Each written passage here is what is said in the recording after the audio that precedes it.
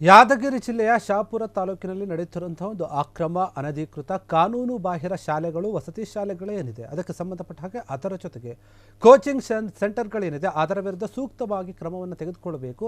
ಅದರ ಬಗ್ಗೆ ನೀವು ಕ್ರಮ ತೆಗೆದುಕೊಂಡು ಬೀಗ ಹಾಕುವವರೆಗೂ ಕೂಡ ನಾವು ನಮ್ಮ ಈ ಒಂದು ಧರಣಿಯನ್ನು ಸತ್ಯಾಗ್ರಹವನ್ನು ಬಿಡಲ್ಲ ಅಂತ ಹೇಳಿ ಆ ಭಾಗದ ಜನರು ಪ್ರತಿಭಟನೆಯನ್ನು ಮಾಡಿರುವಂಥದ್ದು ಕ್ಷೇತ್ರ ಶಿಕ್ಷಣಾಧಿಕಾರಿಯ ಒಂದು ಕಚೇರಿಯ ಮುಂದೆಯೇ ಪ್ರತಿಭಟನೆಯನ್ನು ಮಾಡಿದ್ದಾರೆ.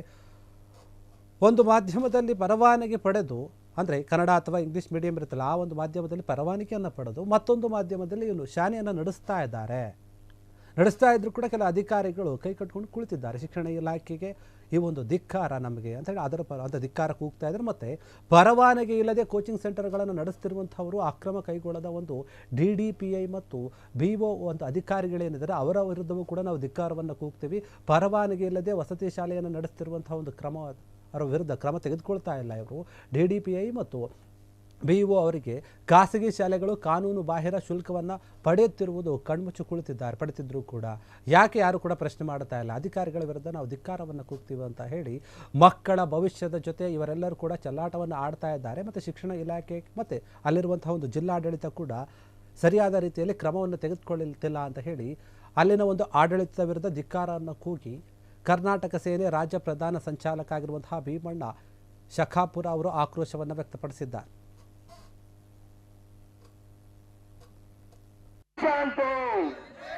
ಶಹಾಪುರದಲ್ಲಿ ಅಕ್ರಮ ವಸತಿ ಶಾಲೆಗಳನ್ನು ಮುಚ್ಚಿದರೆ ಶಾಂತಿ. ಶಹಾಪುರ ತಾಲೂಕಿನ ಅಕ್ರಮ ವಸತಿ ಅಕ್ರಮ ಶಾಲೆ ಮುಚ್ಚಲೇಬೇಕು. ಅಕ್ರಮ ಶಾಲೆ ಜೊತೆ ಶಾಮೀಲಾಗಿರ್ತಕ್ಕಂಥ ಭ್ರಷ್ಟ DDPIಗೆ ಅಧಿಕಾರ. ಖಾಸಗಿ ಶಾಲೆ ಮಕ್ಕಳ ಭವಿಷ್ಯದ ಚೆಲ್ಲಾಟ ಆಡುತ್ತಿರುವ ಶಿಕ್ಷಣ ಇಲಾಖೆಗೆ ಅಧಿಕಾರ. ಅಧಿಕಾರ. ಅಕ್ರಮ ಕೋಚಿಂಗ್ ಸೆಂಟರ್ ಜೊತೆ ಶಾಮೀಲಾಗಿದ್ದ ಭ್ರಷ್ಟ DDPIಗೆ ಅಧಿಕಾರ. ಅಕ್ರಮ ಶಾಲೆಯವರ ಜೊತೆ ಶಾಮೀಲಾಗಿರ್ತಕ್ಕಂಥ ಯಾದಗಿರಿ DDPIಗೆ ಅಧಿಕಾರ. ಸರ್ಕಾರಂತೆ ಸರ್ಕಾರ, ಕಾನೂನಂತೆ ಕಾನೂನು. ಪರವಾನಗಿ ಕೋಚಿಂಗ್ ಸೆಂಟರ್ ನಡೆಸ್ತಿದ್ರು ಕೂಡ ಕಣ್ಣು ಮುಚ್ಚಿಕೊಡ್ತೇವೆ ಶಿಕ್ಷಣ ಇಲಾಖೆಗೆ ಅಧಿಕಾರ. ಪರವಾನಗಿ ಇಲ್ಲದ ಕೋಚಿಂಗ್ ಸೆಂಟರ್ ಬಂದ್ ಮಾಡಲೇಬೇಕು. ಪರವಾನಗಿ ಇಲ್ಲದ ನಡೆಸ್ತಿರೋ ಶಾಲೆಗಳನ್ನು ಮುಚ್ಚಲೇಬೇಕು. ಆಟದ ಮೈದಾನಲ್ಲಿರತಕ್ಕಂಥ ಶಾಲೆಗಳನ್ನು ಮುಚ್ಚಲೇಬೇಕು.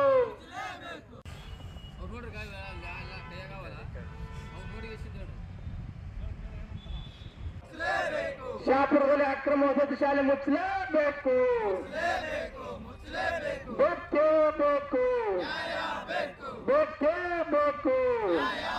ಇವತ್ತು ನಮ್ಮ ಕರ್ನಾಟಕ ಸೇನೆ ಶಹಾಪುರ ತಾಲೂಕು ಘಟಕದ ವತಿಯಿಂದ ಶಹಾಪುರ BO ಅವರ ಕಚೇರಿ ಮುಂದೆ ನಿರಂತರ ಧರಣಿ ಸತ್ಯಾಗ್ರಹವನ್ನು ಹಮ್ಮಿಕೊಂಡಿದ್ದೀವಿ.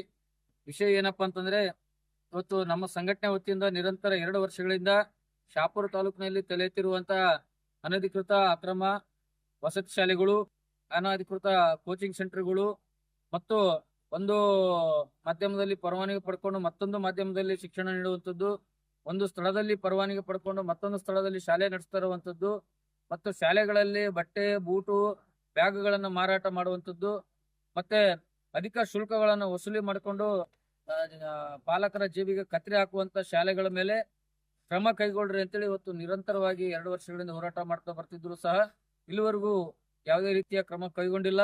ಹಾಗಾಗಿ ಇವತ್ತು DDPI ಅವರು ಸ್ಥಳಕ್ಕೆ ಬಂದು ನಮ್ಮ ಜೊತೆಗೆ ನಾವು ತೋರಿಸುವಂತ ಶಾಲೆಗೆ ಭೇಟಿ ಕೊಟ್ಟು ಅಲ್ಲಿ ಅನಧಿಕೃತ ವಸತಿ ಶಾಲೆ ನಡೀತಾ ಇದೆ ಅನ್ನುವಂಥದ್ದನ್ನ ನಾವು ತೋರಿಸೋದಕ್ಕೆ ಅವ್ರು ನಮ್ಮ ಜೊತೆ ಕರ್ಕೊಂಡು ಹೋಗ್ಬೇಕಂತೇಳಿ ಕುಂತಿದೀವಿ.